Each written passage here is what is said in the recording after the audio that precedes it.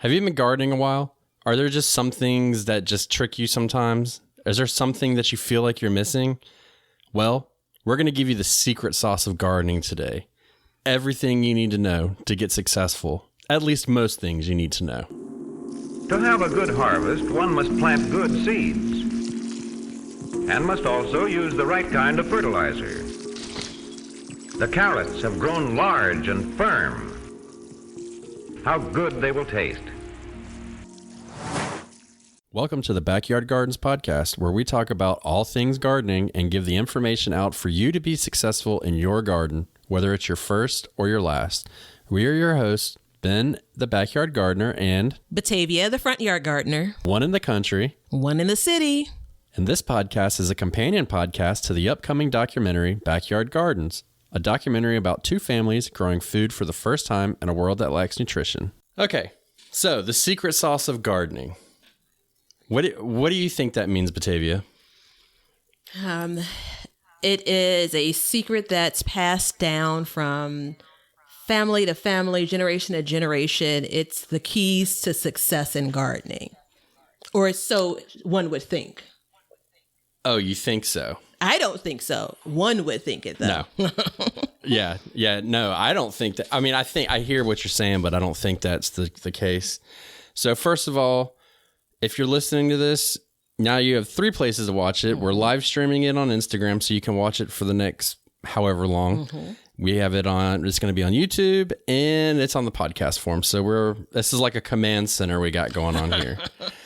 Solving the world's garden problems, right? So if you're listening, thank you for listening. Give us a review on your podcast,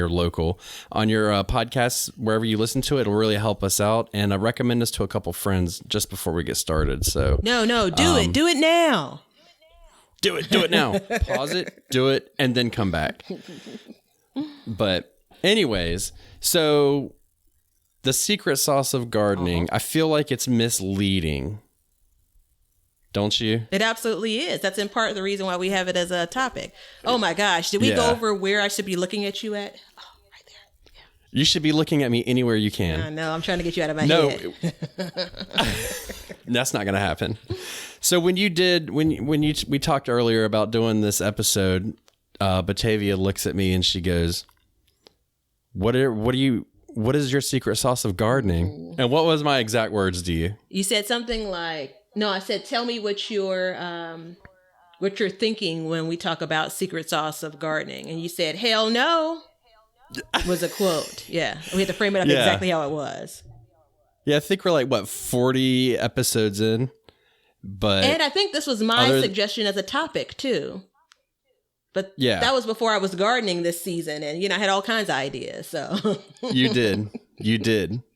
Yeah, it was 40 episodes in. We've never talked beforehand about what we're going to do. Mm-hmm. And then all of a sudden you ask me, like, I'm going to break the rule because we want it to be organic, right? So Yeah. So we say. So, the secret sauce. I have a couple ideas of what the secret sauce is because, there is a part of being successful to gardening other than just wanting it really bad. Don't you think? Absolutely. I mean, there are some general rules of thumb. Green thumbs, maybe? Anyway, there's some general rules or guidelines. You saw it. You picked that up, right? I did pick it up. I did. I think that many gardeners kind of abide by those rules, believe in those rules. And then there's everything else, Yeah. Well, if you go looking for rules, man, I mean, you'd be eating up forever looking up different rules for gardening and stuff like that. It can be mind numbing, but I think it's. Yeah. So let's pause that for just a second. Pause your thought mid-sentence. Pause. Yeah. And so the secret now in 2020 versus 10 years ago or 15 years ago or 20 years ago. So you said, if you go looking for rules, right, it's a slippery slope. You could be looking and finding them forever. And that's just because of how much information we have access to, as you know, especially in any established, country, right? Compared to how did we learn about gardening 30 years ago, 40 years ago? How do we learn about farming and so on and so forth? Very, very different, Well, first of all, is there a difference between gardening and farming, you think? What does the interweb say? I think so, generally. I don't know. Yeah, I think Do I look like I have so. Google in my head? Yes, the answer is yes for $32,000. $32,000 question. You think there's a difference? I think there's a difference, yes. I think gardening is just a smaller scale farming. No, but that makes it different. Okay. I have to look that up because I might be making myself look like an idiot right now. I'm not sure. And unfortunately, I've already looked it up. I don't have the specific definition. Oh, you have? Yeah, just previously, up at 2:00 a.m., thinking about things and, internet searches. You know how it goes. You click on one link and here you are and so on and so forth. So. Is that when you contemplate life? What's that? Is that when you start contemplating life at 2 a.m.? No, my garden life at 2 a.m. That's a specific window of time. It's actually on my calendar even. Okay. So then also the other thing I had to say is, do you think that whatever the secret sauce is, do you think it's changed over the years from 50 years ago to now? That's such a good question.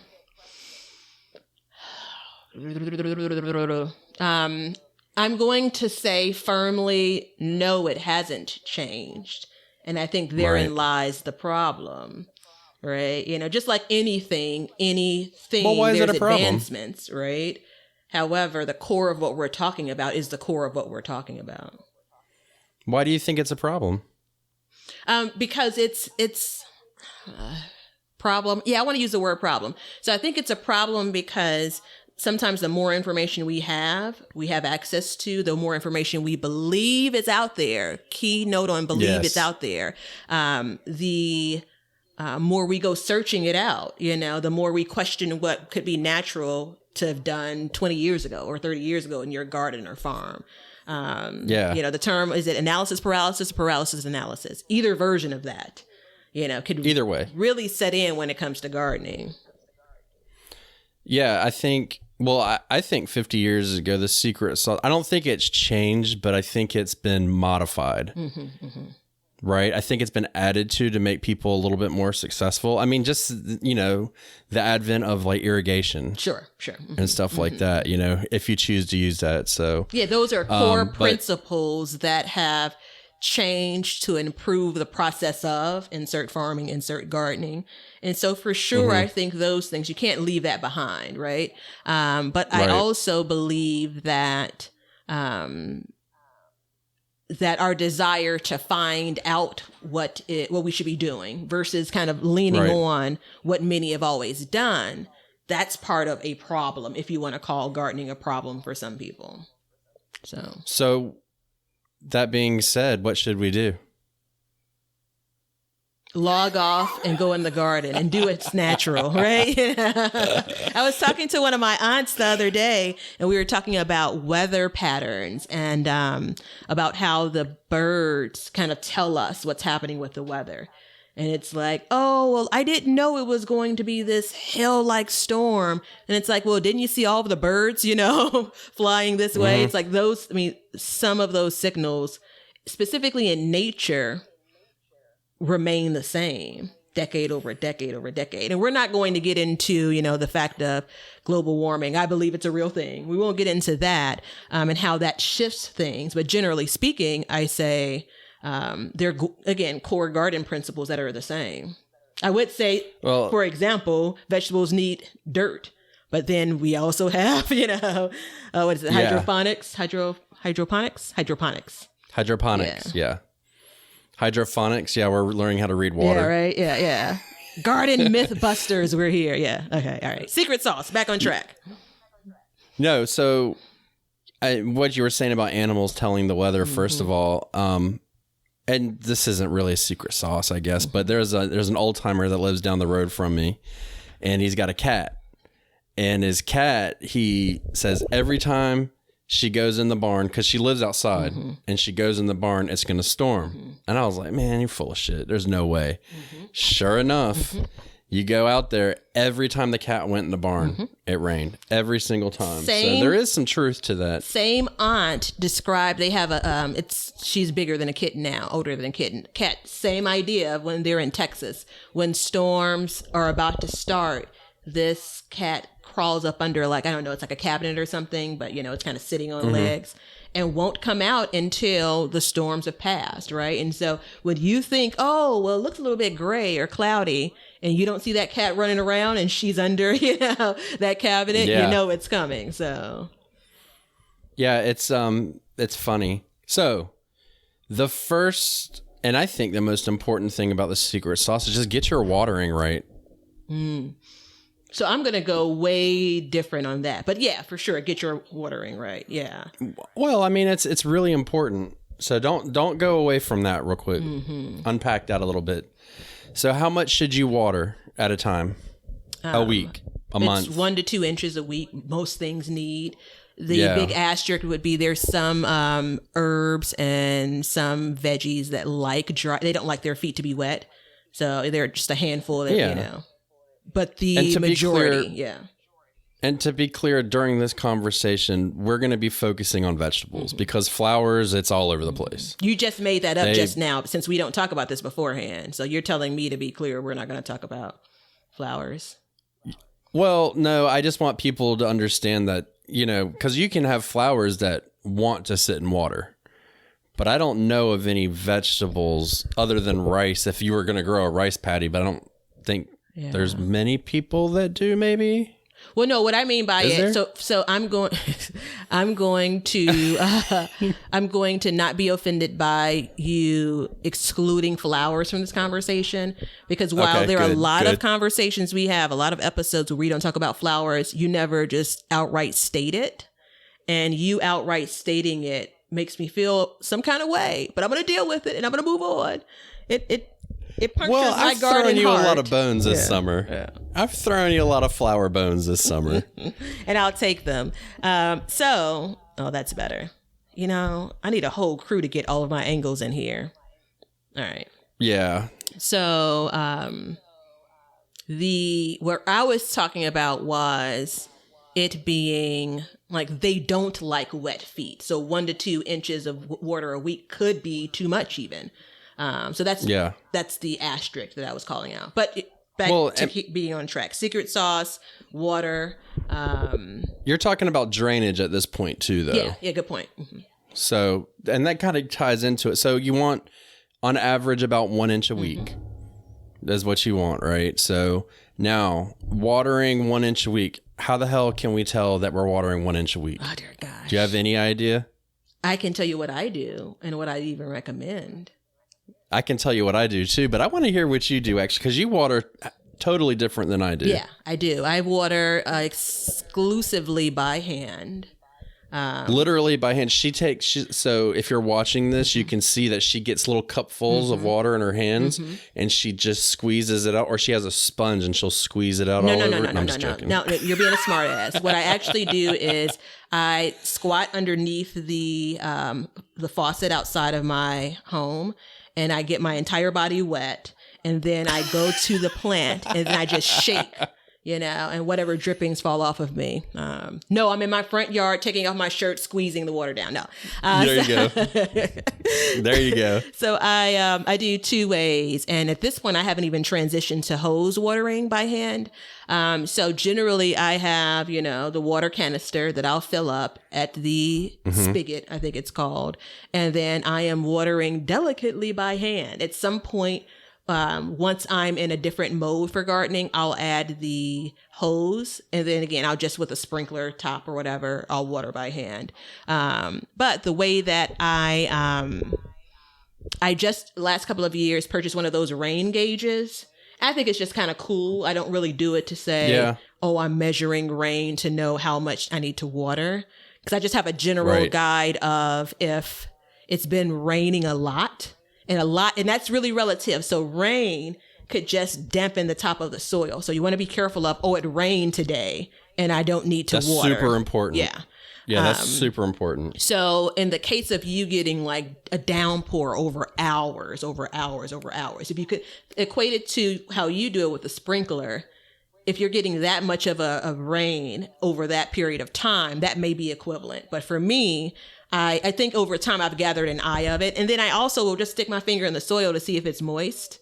If I need to water, but when I'm ready to water and how much I want to give, I underwater things at the very beginning of the season, not intentionally. It's just part of the babying that I do. So I'm watering like every day, every couple of days, and that really isn't necessary or needed. But once I get into my groove for the season, what I'm instead doing is something that looks more like, 1,000, 2 1,000, 3 1,000. Like I'm holding the sprinkler for a period of time, and I've equated that to how much water is coming out of the sprinkler, and then that's basically how much I water. That was a long way around. So I count to 10 1,000, and then I'm done for that plant. So basically, the way I do it, and I've read in the past to do it, is because, and the way I learned was I was trying to grow grass. And grass it's a real bitch to grow if you've ever tried to grow it, which I know you haven't. Never will. But you have, the watering is because it's such a big area. So what I do is I get, a lot of people say like, you want like a tuna fish can, and you put them out in segments expanding from your sprinkler or whatever. And then you water, for however long you're going to water. And then you come back and then you measure. And then that will give you an idea of how much you're actually watering for that space. Yeah, I've heard that same thing with a bucket of water. Yeah, and so I've done that too. So like when I set up the sprinkler here, what I did is I ended up going and doing that, but I got those tin foil pans. You know what I'm saying? And I put those out there. And then those give me an idea. So I went out there and I watered for like an hour, and I got maybe 1/2 inch to 3/4 of an inch. So I knew at that point that I was good to go. And so we're all set. You know what I mean? So we were able to get enough water and then go from there. Okay. So does that make sense? It does. And I was listening through all of that, although I was doing a whole different setup here. And I know we're going to catch that on the other camera. Yeah, as distracting comes. So same concept where if we're talking about 1 inch of water, originally I would take a bucket, how I got to 10 1,000s, take a bucket, empty bucket, at the same kind of pressure or setting I would set my hose on, spray the water in the bucket, and to the point of where I thought I got 1 inch of water for that particular measuring for that plant. And how many counts did it take me to get there? Generally, it's, 9 1,000, 10 1,000. And so then I just take that forward when it comes to watering my plants. And it works for you. So you know that, there's no issue there. Yeah. And then should you water every day, do you think? At the beginning of the season, I water every day. And there are two things that happen there. One, I'm underwatering because I haven't got to that groove yet. So the next day, if the plant's dry, it's not because it's been just that hot. It's again, just because I haven't got to the 10 1,000s, right? And then there's also kind of me remembering the tomato plant wants more water than this itty bitty, pepper plant, So again, it's me finding that balance in the first probably week or two. And then once stuff starts to get a little bit more established, because generally you do want to keep things a little bit more damp once you first transplanted them or once you first sowed the seeds. But a couple of weeks in, I'm on a better schedule where I'm watering a couple of times a week, depending on obviously the weather. July, I'm watering less often, surprisingly so, but it's twice a week versus once a week. It makes sense. So, so a lot of people want to go out and they want to consistently water every day. And the reason why that's not good is because you're encouraging the roots to be weak. Because the roots have one job. They look for water. So if you starve them a little bit for roots, they actually dig deeper into your dirt. That's right. I said it, dirt. And then they go down. Don't you roll your eyes. And so they go down, and you end up having stronger plants that can make it through those hot periods of summer. But in the beginning, I mean, your roots are, teeny. You got to help them out a little bit. So you know, as you go through. And so I actually start out opposite of you. Mm-hmm. I don't water. So I have mine on a timer. Every 2 days it waters. Okay. And in the spring, I'll run it one day and then I'll just check it, you know. And then I actually might go out and hand water because I don't want that soil or that dirt, whatever, to get wet all the way down and stay soggy because nothing is actually sucking it up. Because the plant isn't that big. The roots aren't that big. And it's really important to pay attention. So that I think it is, I don't know if I would have started with water, but it's a really good place. And it's a place where you can make an error in your gardening, right? Because it's a huge place. Yeah. Especially for direct sowing seeds. And we've just briefly skimmed on this. You know, there's some transplants. Once you let that thing go completely dry, you know, it's slow singing and flower bringing. Like you may need to because they're not ready. The next. Yeah. There's a window. They're not ready yet. Yeah. Once they get going, though, they can wilt and then come back. But you can't. When they're seedlings, that's not going to work. Yeah. So you have to be really careful. And it's same with direct sowing seeds. Like you don't want them to be soggy. Yeah. That's the trick, you know, because they'll rot. I don't know if there's any seed that really wants to be like completely soaked. So yeah, that's spot on. Are you thinking? Yeah, I'm thinking right now. I'm going through my head and I'm thinking. That's your thinking face? Yeah. Yeah. So, I mean, seeds naturally have 30% or 30% water, enough to get them going. Okay. I didn't know that. Okay. Yeah. So that's that garden science for you. See? It's kind of magical. You don't like it, but it's good. No, I prefer to refer to it as magic. It is magic. I mean, it really is magic, especially when you have like this little teeny weeny seed and it's got enough water and it's enough to get it going, but it needs more water. Yeah. So, and that's like the first step in the secret sauce of gardening. And then you can go from there and say, well, do I need drainage in my soil? You know, whatever, what have you. So, do you mind if we talk about that real quick while we're on the subject of go for water? Well, I'm asking you because do you add drainage to your soil? I do not, meaning putting some, well, that's not true. With containers, more recently, I've been adding material to help with not necessarily drainage, but help with water retention. So for drainage, other than drilling drainage holes, I don't do anything. I stopped, adding like pebbles and rocks and stuff in the bottom of pots. So I don't do anything like that. I don't think anything else really qualifies as kind of managing drainage. Yeah, I mean, some people will put sand in, and that'll help. And you have to be really careful when you do that, though, because sand can clump. Yeah, and so you don't want to clump. But if you do it, then you put a little bit in. It can actually help sharpen the roots and make more feeder roots to get more. Okay. So. Yeah. And I happened to glance over and somebody asked about beans needed to be soaked beforehand when we were talking about watering. That doesn't really need to be the case because, I mean, that they do, but that doesn't mean that they need to stay wet the whole time they're germinating. Yeah. So yeah, that whole idea of in some beans, it's really recommended. And even, I'm going to say it, even though you told us we weren't going to talk about it. There's some flower seeds that we're not talking about flowers. I'm just today. saying, the people want to know. I know what you're thinking, but no. So I want to dedicate part of this to flowers too, though. Yeah, I really do. Okay, so that aids in germination, but it's kind of like that kickstart that particular bean seed needs, if that's helpful. Yeah, it softens it up so that the root can pop out. Yeah. So, but So yeah, just adding drainage, Mm-hmm. some people will add rocks and stuff. I actually buy my first garden at this house, when I started it, I put in bag soil, and it cost me a fortune. Yeah. I didn't even get it like a quarter of the way filled. So I went and bought it bulk. And actually there's this guy in North Carolina. I'm trying to think of his name and I can't. Parker something. I'm sorry, sir. Anyways, he makes engineered soil that's like great. And it has, if you look at it, it's got a bunch of little sand in it and stuff like that. It's really good. So I don't have to add anything to it. Yeah, yeah. And it's like a quarter of the price of buying bags of dirt. Yeah. So, and different states, different places might do that. But then I went to another place and it was basically mud.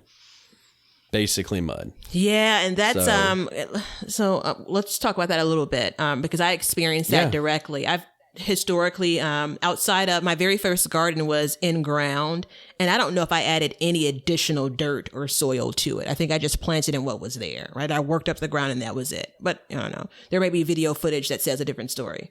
Was there video footage from like 12 or 13 years ago? Maybe not. But anyway, if it comes up on the interweb, I shall deny that it was me.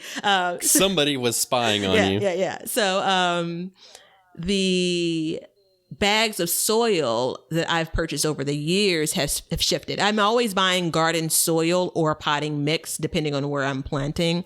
And there's some crap stuff out there. So you see a lot of things on the interweb that talk about the quality of what you're planting in.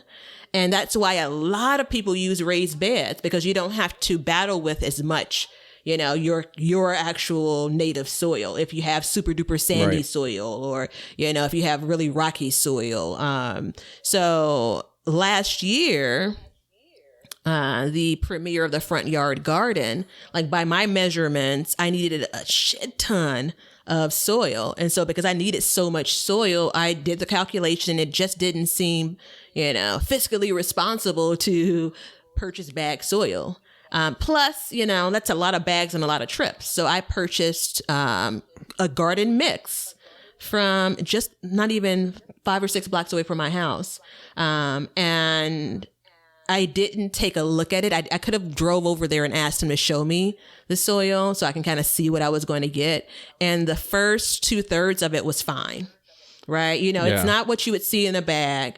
But once I got to closer to the bottom, like where my strawberries are planted, we've talked about this. It's uber muddy.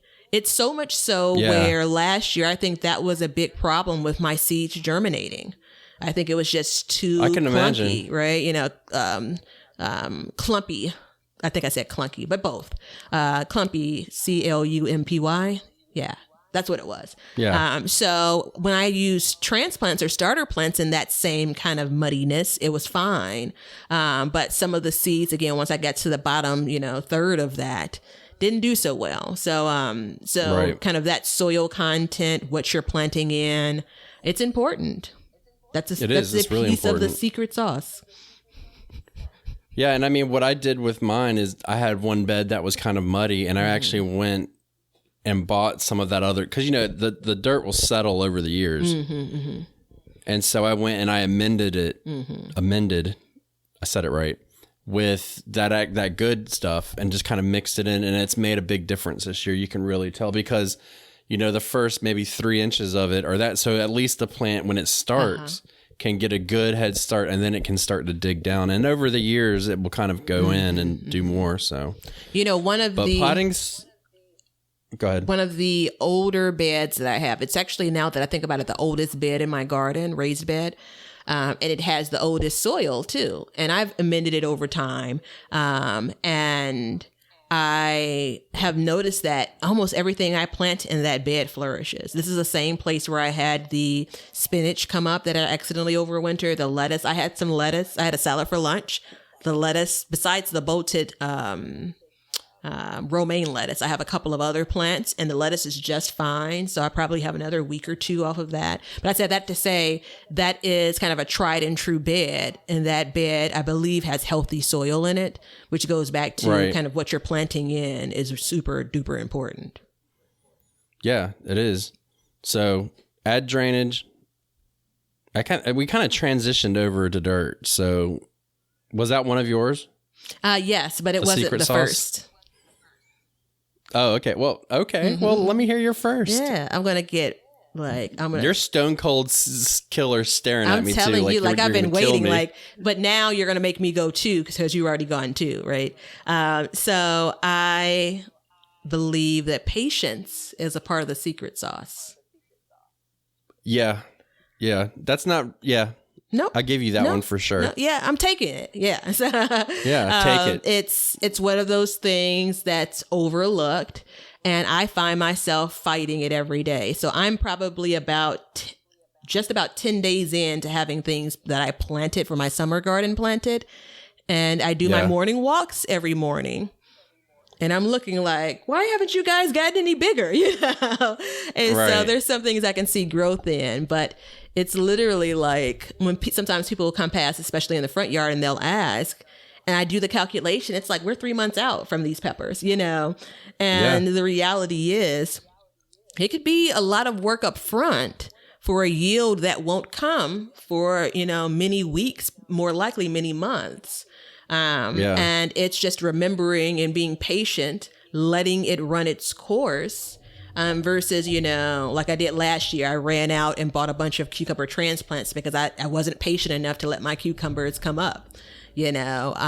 And generally, it's not going to be detrimental to your garden if you're not so patient, but it really, I think, improves and helps your garden experience if you kind of keep that in mind. I disagree with that, by the way. You think it could be detrimental?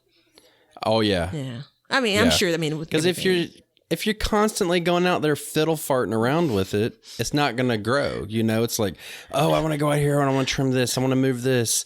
I want to tie this up. Now I got to put a stake in. And it's like, damn, let the sumbitch live for a little while. You know what I mean? Like, this is where just let the damn thing grow. I'm certain I just snorted.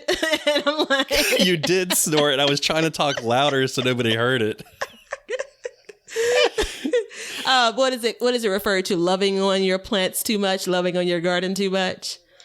Yeah, I mean, you're loving them to death, you know, and it's like, especially when they're little, you just got to basically take care. I mean, I've seen it time and time again. People just, and I've done it myself. You just love that plant. You want it to grow so damn bad. And you go out there and, I mean, this could feed into something else, but then I got to fertilize it more. I got to give it more fertilizer. It'll grow faster. And that shit's just going to kill it, man. Well, there are two things that drive that. That is a lack of patience. Like, you're going to rush this process.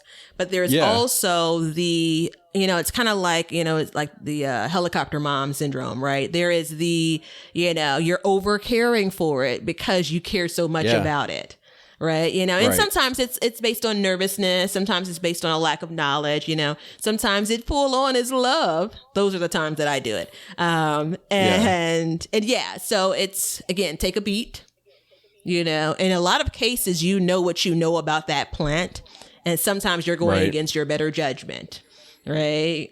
So, and to put it in perspective for you, everybody, get your drinks ready. Oh, here we go. Take a drink. Here we go. So in the world of bonsai, the number one recommendation is if you're going to buy one, buy 2 or 3, because you're not going to fart with it all the time and constantly be messing with it. You know, I got to trim this, I got to trim that. And it kind of feeds directly into it. So do you think that, buy 2 or 3 and my angles just aren't right on this other feed? You know, this is going to be a record. Don't worry about it. I don't want, like, and when we're on HGTV, once they pick up this show, I don't want them to show this footage of me. So for those that see this on YouTube, forgive me for what looks like a distraction here. And for those that are listening, forgive the ramble here. So is it buy 2 or 3 because you're basically going to kill 1 or 2 of them? Or well, no, it is basically a little bit of that, but it's also the same idea where, like, you're especially like a first time gardener or something, they might want to really get in there and get their hands dirty. It's the same idea where it's like, it gives it, if you're going to do that, at least you're doing it to multiple ones. So they're getting a break. Okay. I got it. You know what I mean? Because I'm telling you, I have killed a lot. I got a whole graveyard. I should probably go out there one day, but I've got a graveyard of stuff that I've killed that way. Yeah. So when it's the same thing, like if you had one rose bush, just one rose bush, think about how much you'd be messing with it. Or you'd want a flower in your house, right? So you'd constantly be cutting flowers, constantly. Which actually for flowers probably isn't that bad, but it's the same thing with houseplants. You know, so but houseplants, yes. Yeah, there's a line like 2 or 3 bonsai trees is what they call them. Sure. Okay. Yes. Like that's a thing versus like 20 or 30, because I love the concept of you have a few and you're splitting your attention, right? You know, in this case, it's healthy, versus if you have too many, then the opposite effect of that is you end up being neglectful. But just to go back real quick to the kind of that over loving, you know, I think it's rooted. I just wanted to say rooted. No, but in all seriousness, it's in part rooted in, confidence issues as a gardener too, you know, so you feel like you're not doing a thing correctly, And again, you're overcompensating in some cases. So, well, confidence is a big thing too. And it's hard, man, especially because it's like, my plant's a different shade of green today. You know, oh, it wilted this one time. Is that it? I see a bug, you know? So the confidence is definitely an issue. Yeah. And I mean, I think, I don't want to speak for the entire world, but I think a lot of people kind of think, you know, might have that issue too. Yeah. So when you go to look at it and you're like, okay, I need to, you know, you need to like go back to what you said, be patient. Like your plant, it can up and die all of a sudden, but generally speaking, they don't just drop dead. Yeah. It's not like they have plant heart attacks. Yeah. There's you know signs. What I mean? Yeah. You know, it's the, Yeah, they haven't been out there eating fried chicken and drinking beers and smoking 40 packs of cigarettes. You know, they're out there water and whatever else we get into today. They're not just going to Well, no, what ends up happening so. is it's a season worth of drinking beer and, you know, and pizza and chicken, right? And so, again, it's a slower process to death in that instance. Yeah, I mean, I think, but again, it's if you know this, you know it. Like there is, you know, for an experienced gardener, in some spots in gardening, I'm super duper experienced, you know how far you can push a thing. You know, so you know that you can do something to rebound from it, you know. Right. So yeah, I mean, I still think definitely confidence is a benefit if you have confidence as a gardener. And I think that sometimes you may not realize you're doing things that you're only doing them because you're not as confident, you know. Right. So. Well, let me put it to you this way. I have a tomato plant right now and it's shaded. So I go out there and I look and I'm like, I'm like, damn, it's getting long and spindly. Yeah. So I'm like, what do I do? What should I do? Right. So I'm looking at it. The plant in front of it it's a pepper. And it kind of, for whatever reason, it just took off. Right. And then I had my snow peas behind it. So my bed goes bell pepper, tomatoes, snow peas. Okay. Well, this morning, actually, I just cut my snow peas down because they're done. One row of them. So I know that it's going to get more sun, but I also know at the same time that pepper plant or that tomato plant is just about to the top of that pepper plant. Yeah. So once it passes it, because it's not going to get but so big, the pepper then plant things will turn around. Right. But that's with that experience, you kind of know, you know what I mean? And it's not falling over. It's still standing up. So I know that it will eventually get more sun. And now that I've removed the snow peas, even though it's raining today, but that will come through and then we'll have all that. Which leads me into the next thing. Sunlight. Length of sun that you get. Yeah, that's huge. Huge. It's like, everything. That is the biggest part. I almost want to say like these are the top 3 things, but I don't want to cheat this episode, right? You know, so, but I mean that's absolutely one of the top things that will lead to success. I think that's one of the biggest secrets, if you will. Yes, and it's not really a secret. That's the thing. But you got to look at it and think. You know, and we've talked about this probably 100 times on the podcast because it's so important, and we'll probably talk about it maybe 10,000 more, maybe minimally, yeah. You know, maybe we'll just change the name of it to from the Backyard Gardens podcast to the Sunlight podcast because it is so important. If someone's listening, can you check to see if that name's already taken? Yeah, but that's important too, because, you know, a lot of people, you question like, how much sun do I need? How much sun do I need?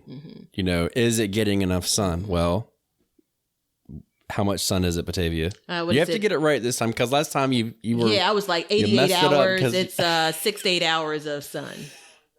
6 hours of sun. Yeah. No, I said 6 to 8. Last time you said 18. Yeah, or because you were thinking about like, grow lights. Yeah, no, I said 16 because I was thinking about the grow lights for sure. But listen, my grow room and my grow lights have been retired for the summer so far. Yeah. So I'm right into the actual sunlight. So if you think about it that way, you have 6 hours of sunlight. You can get more. It's okay to get more. It's great to get more, but you need a minimum of 6 hours. And so the question is, which is better, morning or afternoon or midday sun? Oh, I don't know if I know the technical answer. I think I do. I think morning sun is better. Final answer. Yeah, morning sun, because it's not as hot. So a lot of times, like when you have your tomato plants or something and they're cracking, you know why they crack? Well, there are a couple of reasons. It's generally, I thought, due to watering patterns. Sometimes, yeah. But like in my area, the biggest thing is it gets so hot that it actually cooks inside of it. Yeah, And I don't they have that problem split. here, And- but that's kind of creepy. Ew. Yeah. So the thing you can do about it is you put shade cloth directly overhead, right? And it's like a 40% shade cloth. I don't do that because I'll eat a cracked tomato, Yeah, whatever. yeah.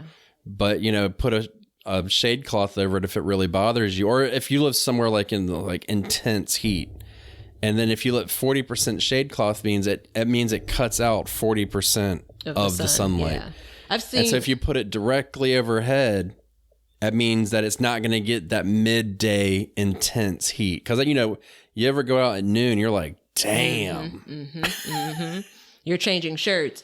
I've seen that like for people that garden in California.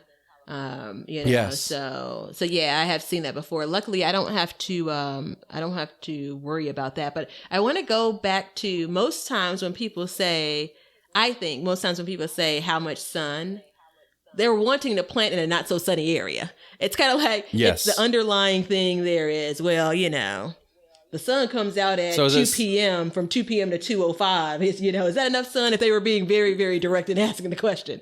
So is it safe to say that if you ask if it's how much sun, that you probably need to rethink where you're going to put it? I think that you need to think very closely around it. Yeah. Because your instinct as a gardener, even if you're new, because you're a gardener as soon as you decide that you want to garden. There it is. So your instincts are right. You know that this thing needs sun to grow.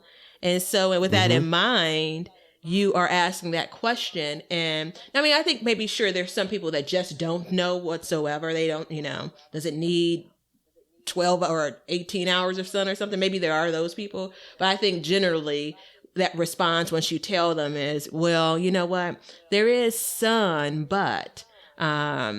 and as soon as you get that but, absolutely rethink things. Because listen, there is how much sun, and then there is how much sun that's not obstructed, right? It's really the same thing. So my front yard gets a bunch of sun, but there are things like the porch. And I plant on the side of my porch. That area on the porch doesn't get as much sun as the area that's kind of street side, because there are no obstructions there, So yeah. That's, and here's where vegetables and flowers differ. Because a lot of fruits and vegetables, I would be safe to say about 95% of them need 6+ hours. Where flowers, you can have flowers that need no sun. None. They can just grow. Yeah. And then you need some that need 8 hours, and then some that need 3. So that it's a lot more technical when you get to that in the sun. But for vegetables, which is what we're mostly focusing on as of right now, it is 6+ hours. So, like for me, where my garden is, my bread and butter garden, it's a no-brainer. The sun comes across all day. You stand out, if you laid out there in the middle of the day, it'd look like a lobster. But then my other one that's in the woods, it is questionable. So, and last year we kind of had some issues and we're like, well, maybe it's not enough sun. Maybe it is. And then we go through, and then this year we're like, we'll see. You know what I mean? We'll see what happens. So there's a combination of things going on there. So and this year will be the big tall tale. Yeah, I think obviously what you plant, you can make adjustments if you don't feel like you're getting that 6 hours of sun, if it's a shadier spot. So we've talked about things like, again, general rule, everything vegetable wise wants sun, but things like lettuce and things like spinach and things like that, they'll do okay with less sun. A tomato plant and a head of lettuce are going, they're generally different, and they're going to grow under different conditions if that's what you put them in. If I have a space on the side of my house that's getting a couple of hours of sun, I'm not going to put a tomato plant there, but I may put some lettuce seeds there, so. Right. Well, and that's good that you brought that up because lettuce can actually take less sun. Mm-hmm. That is one of the ones that can take less sun, so that's important. Yeah. So. Go. You look like you're going to say something. Go ahead. Yeah. No. I was going to say, just as a side note, not the secret to success of your garden, but the secret to enjoying gardening related to sun. Yes. Consider that when it comes to when you're spending time in the garden. Based on my garden layout, there's the front yard garden that's in front of me now and the backyard garden. And so the best time for me to work in the front yard garden is first thing in the morning because the sun is, rising in the east and it's basically shaded, if you will, right? Yeah. And so the best time for me to work in the backyard, although I don't always abide by this, is later in the evening, because the sun is at the point where it's setting. It's really not shining brightly on my backyard area. And that's important for me because I do spend quite a bit of time in the garden, and it's important because I just don't want to bake, like every time I'm there. I don't have to. Right? Well, I mean, and that becomes a safety issue too. Especially because you're doing it in the summertime. So, you got to think about dehydration and sunburn and heat stroke in some areas. Like my area, like you get a heat stroke. Yeah. So, take advantage of that stuff. So I know, like, I'm with you, like early in the morning, but I like to go out in the evening. I like to go out there late in the evening before the bugs come out. Because they're awful, man. They're so it's bad, the humidity dude. They out just there tear. With you guys. Yeah. Like, I can't even explain how bad they are at my house. It's so awful. No. But, you go out at the right time and, these are all things that you learn. Yeah. Yeah. Yes. And in the fall, if you do your garden at the right, you have the right amount of sun, you get that afternoon sun, you might actually be better off to have longer harvests because you'll get that last little bit of heat in the fall. So that's something else to think about versus a morning sun. But then a morning sun and then conversely, a morning sun can be good because you get that early morning like push of warmth from the sun. So. And the garden could have time to recover too, over the course of the day. So one of mine is going to be, and we've talked about, I don't know why I feel the need. I literally was listening to an episode of ours saying, why do I always say we've talked about this before? Like if you've heard me say it. Because we have. Yeah. If we've talked about it before and you recognize that, like, are you going to stop listening? I hope not. Don't stop listening. No, but we talk about everything always. So, gosh, did I forget what we talked about? Explaining why I talk about us talking about it. You were going to say something about the secret sauce of gardening. Oh, good point. So, this place you put your garden, where you plant your garden in proximity to, if you have a home garden, because we know there are a lot of people that have gardens in community spaces and plots and such. But if you have a garden in your home, around your home, my recommendation and part of the secret is make it close to you. So out of sight, out of mind is not a good thing for a garden. Am I? Yeah, spamming on the table. Yeah. No. Well, yeah, but I'm just saying I'm guilty of that, but that was out of necessity. Yeah. Well, I mean, a thing like sunflowers. Last year, I planted sunflowers for the first time. Love them. I've scaled back this year, which is a whole different conversation. But I planted a couple of sunflowers right in front of my garage. And that is right in front of my neighbor's garage, too. And one day, I think I was out, I must have been either in the kitchen looking outside or I was on the back porch. And I saw my poor neighbors and the girls were coming in and starting to scream and swat. And I realized that the bees that were attracted to the sunflowers, which I'm like, oh, that's so sweet. They're like, screaming like, oh my gosh, right? So while that, it's all close to me when it comes to my home, the way things are laid out, but being conscious of what you're planting where in that instance is important. So I won't plant sunflowers there because I'm a really good neighbor and they're really good neighbors to me. So I don't want to frighten them. But bringing up the idea of if you have a property and it's, 100 feet from your house, 100 feet from the place that you enter, chances are you're not going to go out there unless you're super duper encouraged by gardening. So as an example, if I only entered the front of my house and my garden was in the back, I'd have to make a real effort to go back there.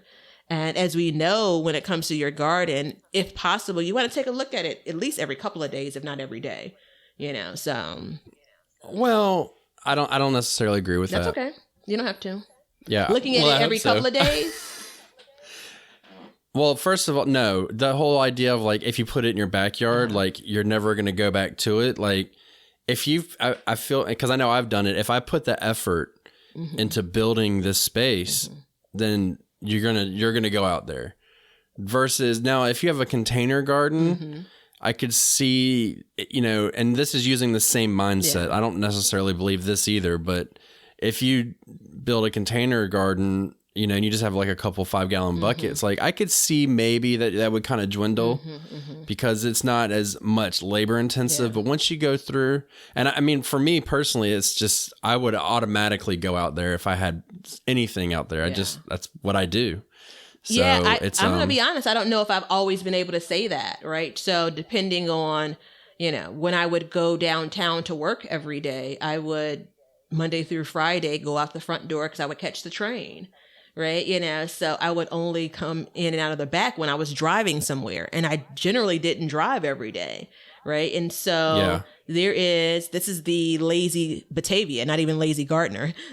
So I come home at like 6 or 7 in the evening or something, unlock the front door, I won't tell you about my routine to get comfortable, but I'm comfortable and it seems simple enough. Just keep on walking to the back of the house. But I didn't always make it back there, and Monday passes, Tuesday passes, even with the best intention. So anywho, let's just say an area that ideally that you walk past or are near to. That's the whole concept with kitchen gardening. Or even really somewhere where you want to be there in your yard. Okay, yeah, that's a good point. Would be, that's a good happy medium, I think. Like if you had somewhere and you were like, I want to go out, I want a reason to go there, then that would be it. Yeah. Okay, so, I'll take it. Yeah. Yeah, you'll take that? I mean, I stand by the, proximity is important. You challenged it. I am accepting your challenge. Like, your objection has not been sustained, but it's not been overruled either. Oh, it hasn't? Okay, good. So, so what is your next one? Wait, is it me? For the secret sauce. Yeah, it's you.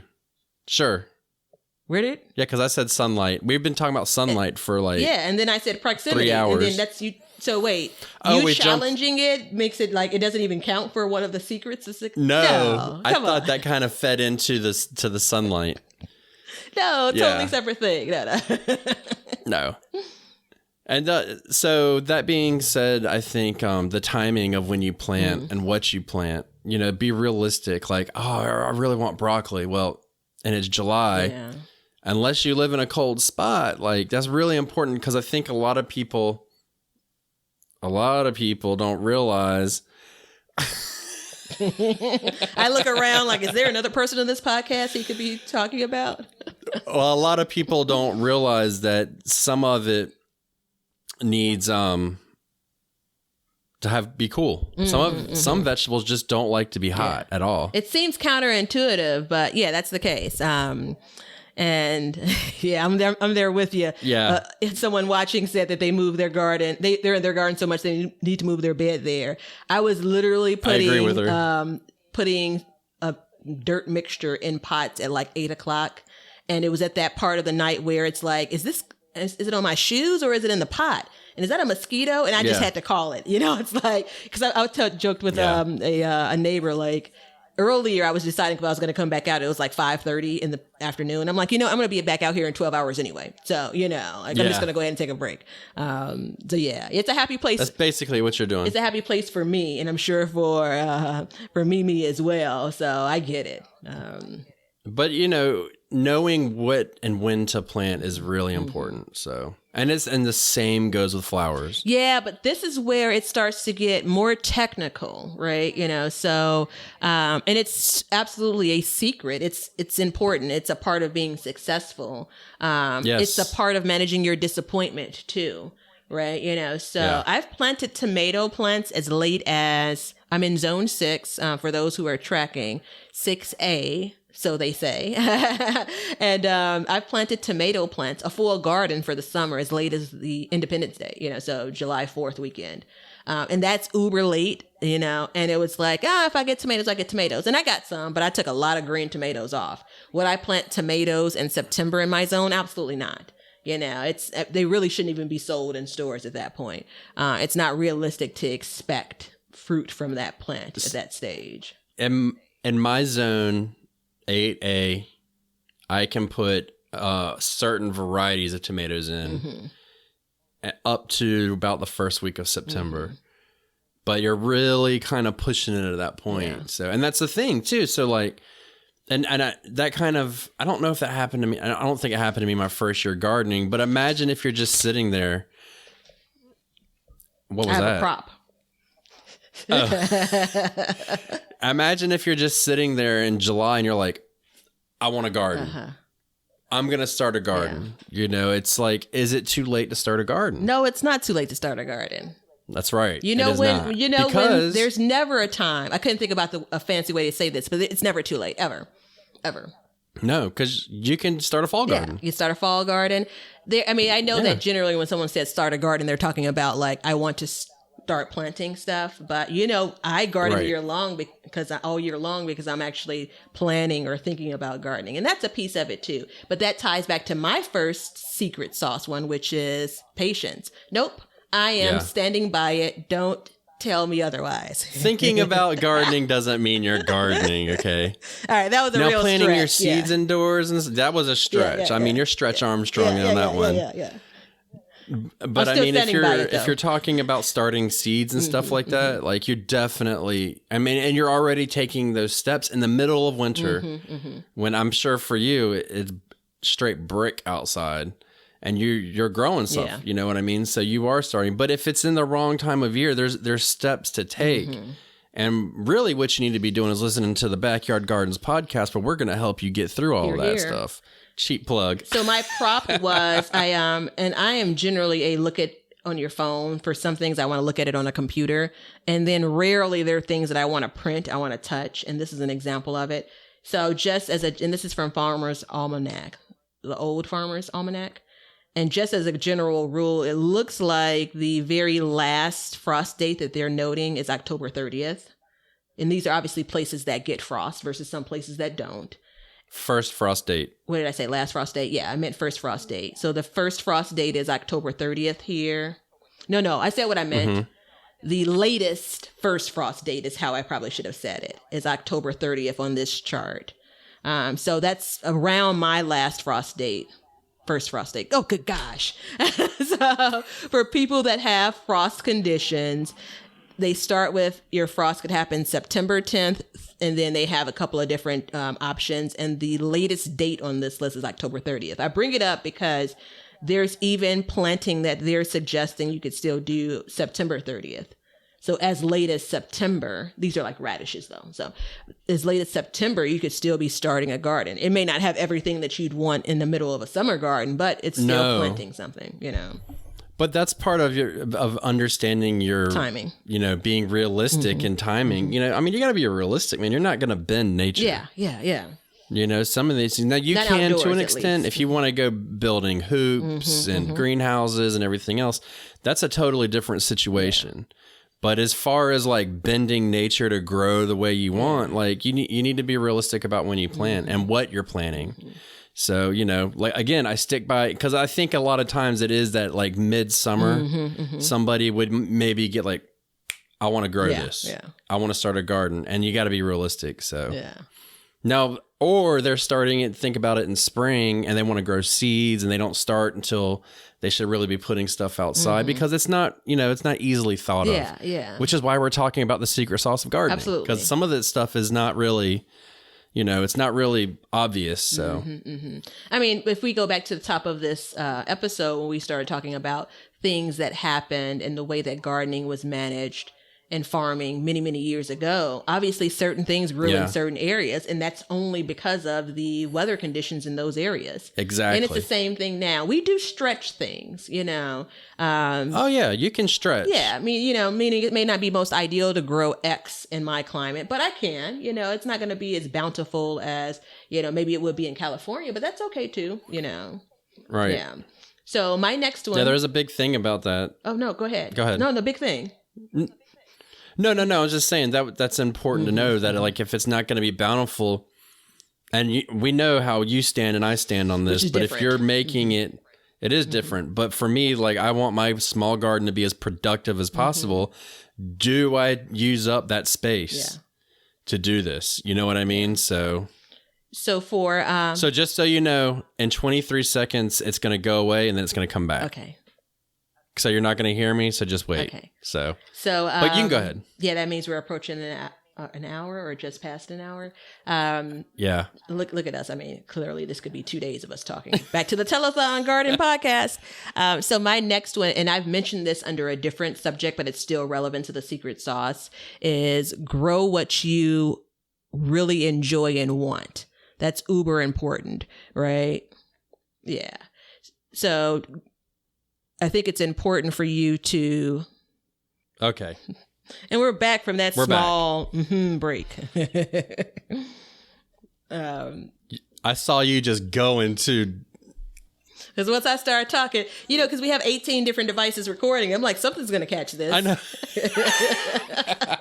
Someone's going to hear this. You know? Yeah. The recording that's planted in my house, someone's going to listen.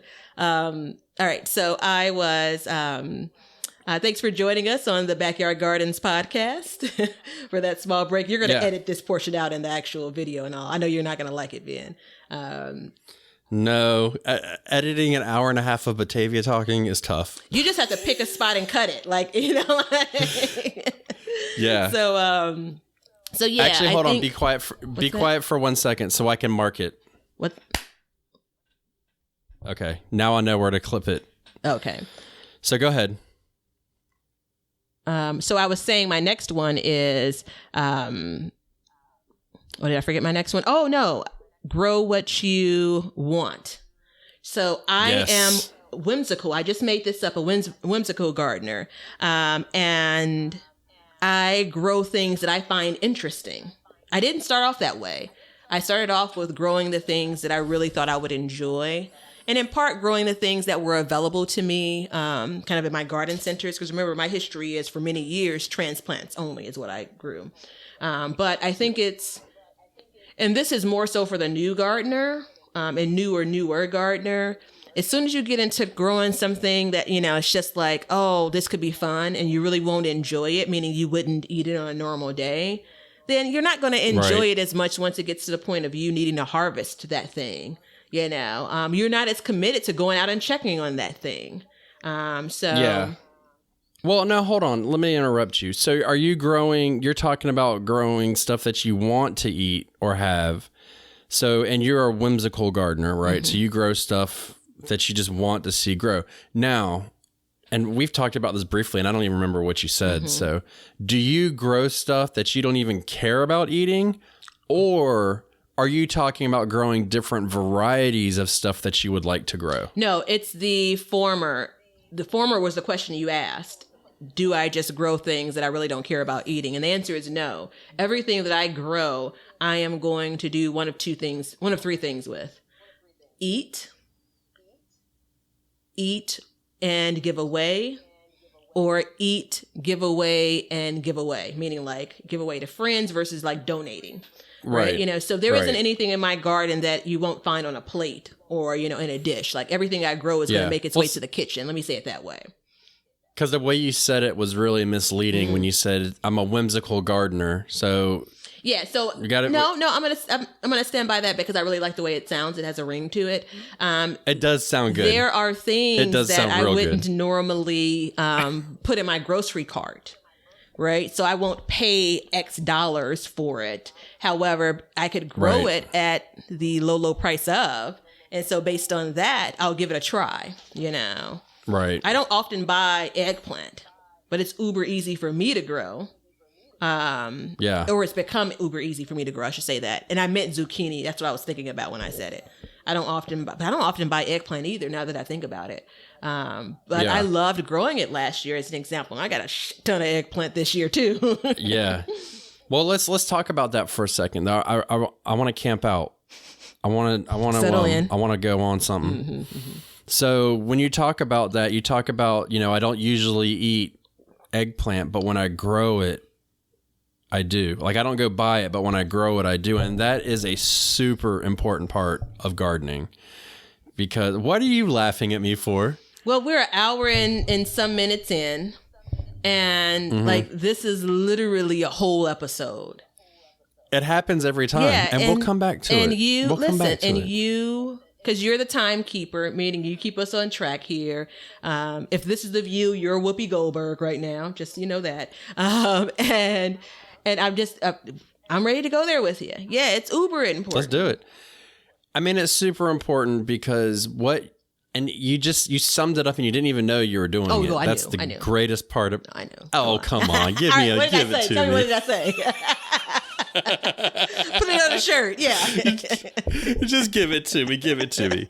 But I mean, and it's the same thing happened to me. Like, an eggplant is, I tell everybody this all the time. Eggplants, I never, ever, ever ate. I mean, I go get like eggplant parmesan at a restaurant. But then I grew it and I was like, holy shit, I got eggplants. I got them coming out of my ears. I'm getting 4 and 5, 6 a day sometimes, and it was like, and I wasn't even living in my zone at the time. I was living in up there in your zone and I was getting that many. So, I had to eat it. But what happened is I grew to have a love for eggplant. And that's only for gardening, because if it wasn't any other way, I can safely say I would have never gone into the store and be like, you know what? I'm fixing to get like 10 eggplants and keep them at the house. Like, I would never have done that. And so that's so important. And that's like the biggest thing about this whole gardening situation. Yeah. And we're talking about it on a episode that we don't even need to be talking about it at, but really it should be mentioned every time for the slight person that could come by. And especially now that we're live right now, somebody could just drop in. And as long as they hear that, I'm happy. Yeah. Well, you know what? I'm going to then, wait, what was the part that was genius? I want to make sure we mark that down. That you didn't go to, you didn't buy eggplants, but now you eat them because you grow them. Yeah, I totally meant to say that, and I knew it was genius when I said it. So now, on the other hand, because I'm going to talk out of both sides. So I started off with grow the things you like. And I'm always kind of protective of gardeners, right? I always want to make sure that I'm helping the dialogue along so you can continue to garden. So I sometimes don't know I'm saying it, but I'm saying and doing things because I don't want you to shun gardening. And I know there are things that happen when you, as a gardener, especially as first-time gardeners, that can make you say, maybe this isn't for me. So when I talk about things, whether it's on this podcast, whether it's on, Instagram videos or whatever have you, whether it's to the neighbor next door, I'm trying to kind of protect you from yourself in gardening. And it's a little bit obnoxious. Don't get me wrong. I recognize that. But my love for it, I really want to spread around, and I want other people to love it. So I don't want you to be in a situation where you have something growing that's uber hard to grow. Right. So I'm like, as long as you like tomatoes, heck yeah, go get a tomato plant, Well, it's funny you say that because I want to help people too, like you do. But I also don't want to steal the fun from them. And part of the fun for me of gardening is like figuring it out. It's like a huge giant puzzle. Yeah. And it's like, what can I put here? What can I do this? I have this little space. What will fit here? And how much will I get off of it? And when can I grow it? It's like, that's part of the fun. Like, I mean, if somebody asks, I will 100% tell them. But like the YouTube videos and stuff like that, like at least in my zone, I kind of release some of the topics a little bit late. And I do that because I want people to kind of enjoy it, man. Enjoy it. And it helps you learn the process. Yeah, I think that's just, so I don't disagree with the way that you approach it. Again, maybe I'm just a bit more protective of the person and the future gardener. And I've mentioned this person on the episodes before, and I'm convinced he doesn't listen to them, which means I can talk about him. So I know him well enough to know that he will be defeated if this first garden season doesn't go well. And so I've had the conversation, like I'm saying things, and like a great example, tomato plants were planted like maybe a month ago, and they're probably about a foot tall, tomato plants in the garden. And he has flowers, the tomato plants started to flower. And you and I both know what that means. You don't want to kind of let that thing go. He's getting tomatoes soon. He's getting tomatoes soon. Well, not on a 1 foot plant. So we've talked about the idea. Oh, yeah. Yeah, 1 foot, yeah. Well, now, is it cherry tomatoes or is it regular tomatoes? It's a regular tomato. It's not like a cherry tomato. Okay. And so my suggestion was to pinch off those flowers, right? We've talked about this. Allow the energy to go into building stronger roots, a bigger plant, and then at some point you transition to letting that thing go. And so the first time, absolutely, sent me a picture of like the yellow flowers in his hand. I'm like, all right, good job. A week later, he's like, I saw my first tomato. And so I said, okay, it's still a foot tall. Well, wait, let me finish. Still a foot tall. And I generally said, you know what? He's not going to kill the plant. The excitement of seeing the tomato was the thing that I chase in gardening. And it's the thing that I want others to have in gardening. So I'm definitely not trying to take anyone's garden joy. So there's definitely a balance. And it really all comes from how well you know the person. So what I would say to a person that's just walking past is very different than what I'd say to one of my best girlfriends who's starting a garden. Right. What I know about that person and their personality also kind of goes into my gardening advice, so it all folds in. But that's not why I brought this back around. I didn't even get a chance to say what I was going to say. Go ahead. So, because I got something in queue. Yeah. So while my last secret garden sauce tip was around plant what you're going to eat, also don't be afraid to experiment. Right. So you described how I am as a gardener as well. Like you like to see this thing start here and go there, and the challenge of which space you want to put it in. Like, don't be afraid to experiment, meaning I grow some things that I don't generally have easy access to in a store. Like I love, and I mentioned this before, how there's some people that travel for cuisine. They literally go to different cities, different countries even, and big part of their experience is what they eat. So that doesn't mean everything that grows all over the world you can grow in your backyard. But there's some things that are not as common in your area, no matter where you live, that you can potentially grow successfully in your area. How cool is that? When that's what I do. We were talking about melons a couple episodes ago, or future episode. I don't know what it's going to air. And there are a couple of melons that I had not seen. Like I didn't recognize the name. And I'm like, I wonder, right? And so it's like, well, yeah, sure, I could go and get a cantaloupe from the grocery store, and I'm going to try to grow cantaloupes, but why not grow this kind of mixed hybrid, interesting melon? Like, why not? My garden allows me to do that, or at least we hope so. We hope I'm successful with melons this year. No, I do the same thing. I grow stuff that I can't get in the store, and also stuff that's really expensive in the store. But I want to go back to your tomato and your flowers on your friend when you're telling them to take it off. And I 150% get where you're coming from. But at the same time, if it's somebody's first garden, like I see a lot of things, like when I go on social media, I'll see a lot of people asking questions and they're like first time gardener. And it's like, I don't want to steal that joy of them getting that first tomato, because all it takes is one tomato. And you slice and you're like, you damn right, boy. You know what I mean? So it's like, I feel like you kind of got to be careful. Yeah. You know what I mean? So, I mean, he did take his flowers off, but when he got that tomato, how happy was he? Yeah. And I knew that I couldn't walk that back. And it wasn't really my place even, right? So my suggestion in starting a garden was I knew when he had that moment, he'd be in. Right. So he had that moment, right? It came earlier than I thought. And, it's like double high fives, right? High tens. Yeah.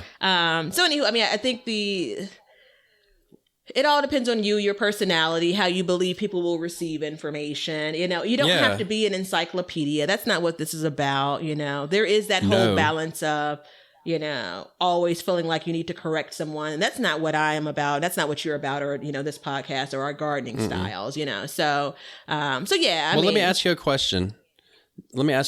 Somebody asked me this the other day. Do you think of yourself as a gardening expert, a garden amateur, or a gardening enthusiast? I'm a gardening enthusiast.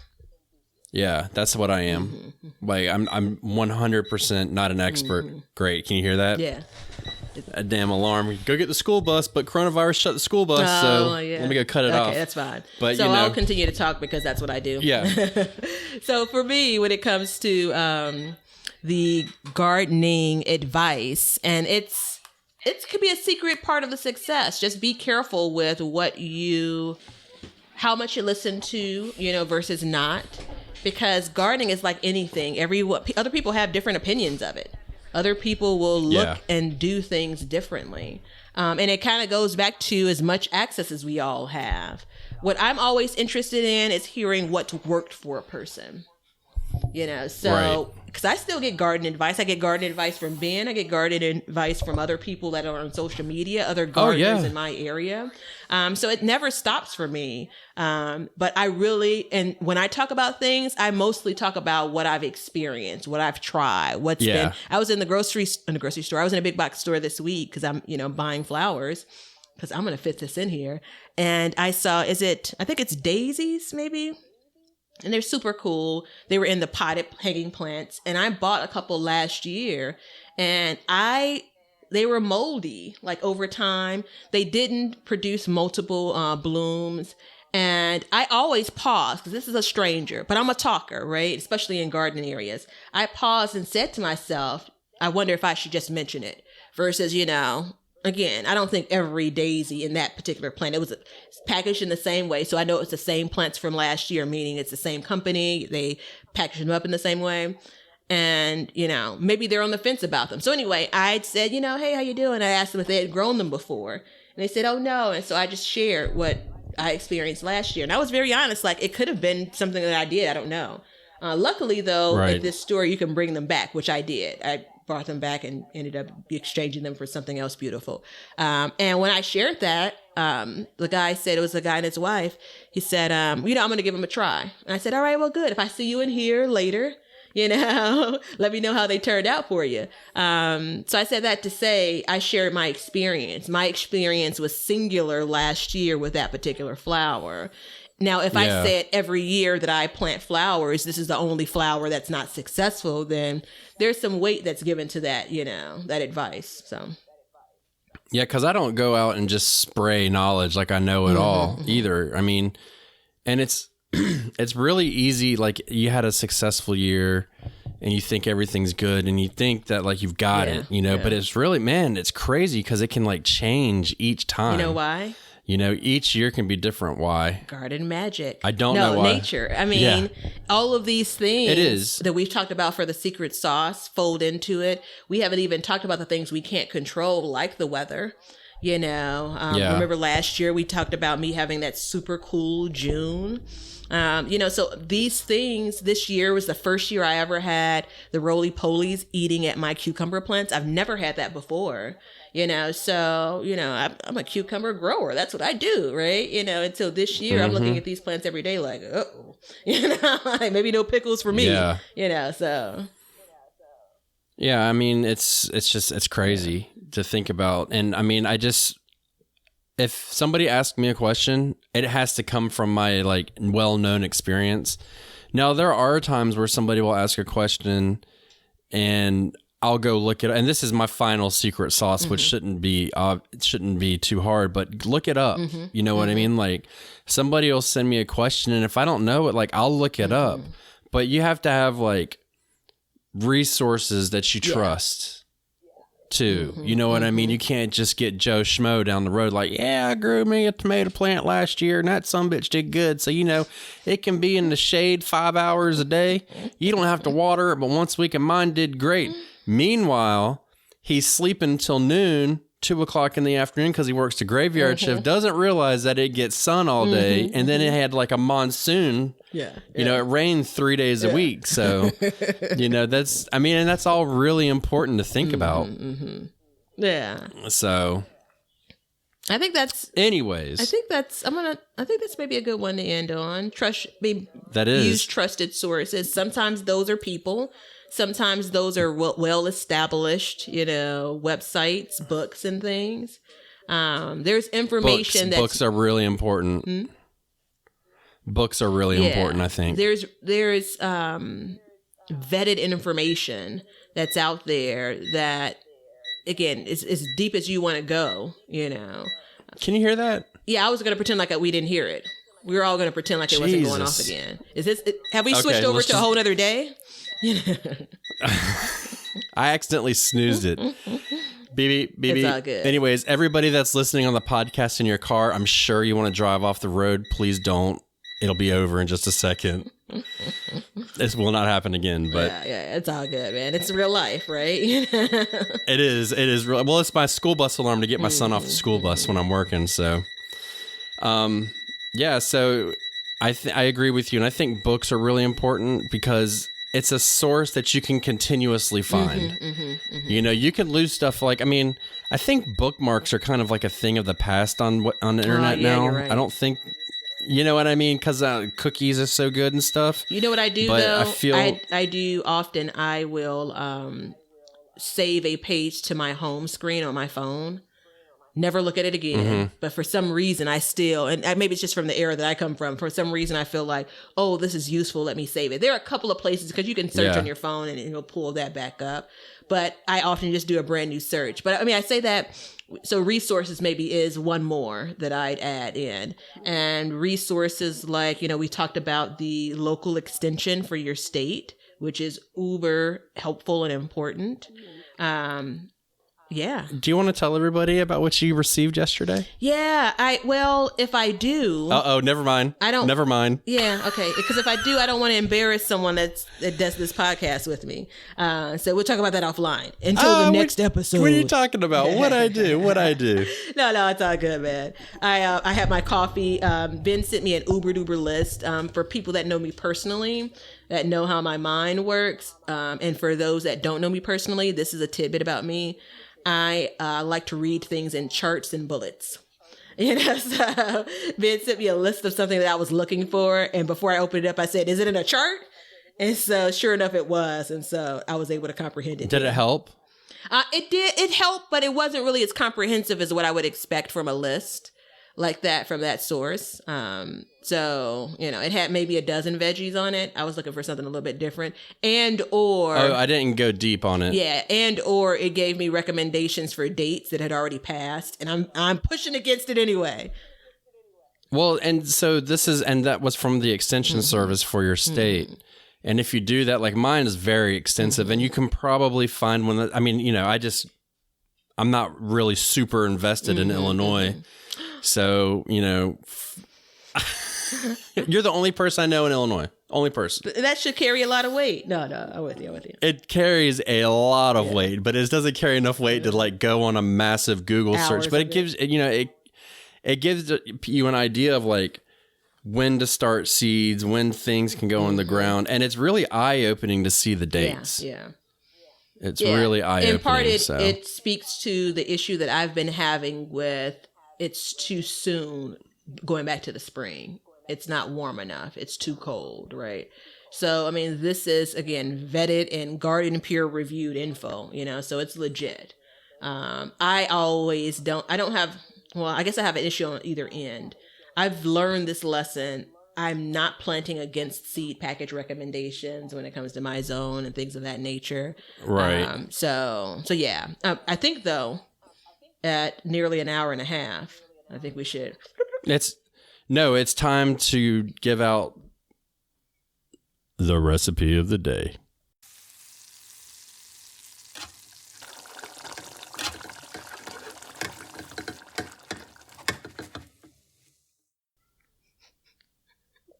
Is it my turn? It is your turn. Okay, good, because I have a good recipe. Okay, good. Yeah. So if you're watching on Instagram, this doesn't really apply for right now unless you're in the southern zones. But if you are in another place, if you're listening on YouTube or the podcast, this is good timing because I have created a sandwich that I do every year. Yeah. So it's 2 pieces of bread. I don't even have a name for it. It's Ben's Delight. How's that? Perfect. So you take your sandwich bread and you put your hummus of choice on it. Mm-hmm. And then you're going to toast it. You're going to put it in your toaster oven on broil. Okay. And then after a couple seconds of it, about 2 minutes of it being on broil, you can pull it out and you can put jalapeno slices on it. And then you're going to put it back in. You're going to broil it again. And you're going to let those jalapeno slices get a little bit browned on the edges. And the hummus will start browning as well. Uh-huh. And then you take and you cut up your cucumber. And you just slice it and you put it on, sprinkle a little salt and pepper on it. That's right. I said salt and pepper. I know you cringe when I say that, but you put that on there. And then if you want, put like a little bit of lettuce or something and slap that bitch together. And it's dynamite, man. And the first time I did it, I was like, I don't even know how I came up with it. I was just hungry. And I started cutting up stuff and putting it on there, and I was like, man, this is good. Everybody made fun of me, and then they ate it, and they're like, this is really good. Yeah, you had me at the cucumber. So that's exactly the freshness and the crunch. Yeah. So, and it's just another way to eat that cucumber. You know what I mean? Because it's like, how many ways are there to eat a cucumber? Pickles. So, that's a really good fresh. It's super simple. Takes about maybe 5 minutes to make. And be happy. And if you don't like jalapenos or too hot for you, you can use like bell peppers. But I find that pickled is really better because it has that little vinegar flavor on it. So it's really important to do. So are you the jalapenos are fresh, or are you saying they're pickled? They're canned from the previous year. Okay. It's a good point of clarification. Yeah. Okay. Yeah. So, but you can definitely do you could probably put them on there and then sprinkle a little bit of vinegar on them or something if you wanted. Yeah. I don't see why you couldn't. I was thinking maybe, I think really. This is one of those sandwiches that it's a delight because you can probably customize it in your own way. I was thinking about maybe some bell peppers, like red bell peppers. Yeah. Yeah, I don't know if I said that. If you don't like jalapenos, like bell peppers might be good on it and stuff like that. You want me to tell you a story about bell peppers real quick? Yeah. So when I was working for Noah before, we were in an office setting, and I really wished that this person was listening. But she, those little mini bell peppers like you grow, the sweet bites. Yeah. People would bring their food in and leave them on the counter and stuff, and there was a bag on there, and this chick picked it up. And she put it in her mouth, bit the whole thing, and it was a habanero pepper. Oh my gosh. Burned her up, boy.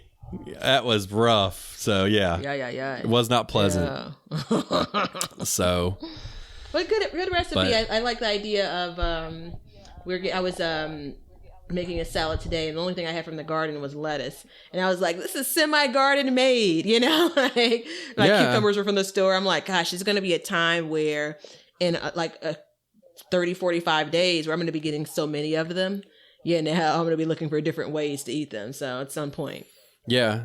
And I don't really want to dive into a new topic right now because we are trying to close it out sort of, but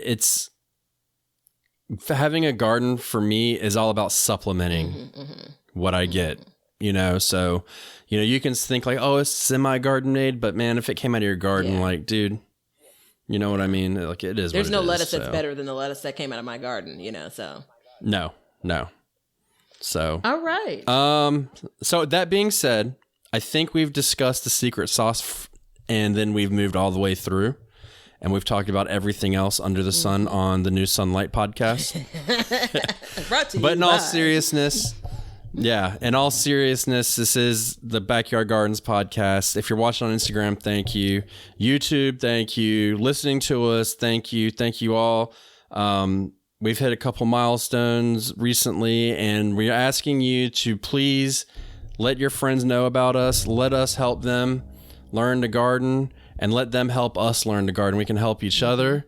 And I'm doing a thing right now where I want to put people's pictures, our listeners' pictures of their gardens together for different posts on Instagram and give people shout outs. So if you want, DM me. I'm the Backyard Gardener. And, let us know what we can do for you because we're here to help you. That's the whole reason why we're here. Here. Batavia, anything? Oh, happy gardening. All right, everybody. Everybody stay safe, grow strong, and be good. And don't wear your mask in your car when you're by yourself. It doesn't protect you. See ya. I hope you enjoyed our conversation today. You can find us at Backyard Gardens the Movie on Facebook and Backyard Gardener on Instagram. And YouTube is Backyard Gardener, where I'm doing videos showing cooking and building gardens and gardening tips, all kinds of good stuff. And you can find Batavia at... You'll find me on Instagram at B_BetterGarden. And then you'll find me on Facebook, same name. And then I'm also over on YouTube at Be Better Garden. I am sharing #GardenJoy every chance I get. I hope you enjoy. So if you have any questions, hit us up on all of our platforms, anywhere you want, and we will be more than happy to help you with what you can.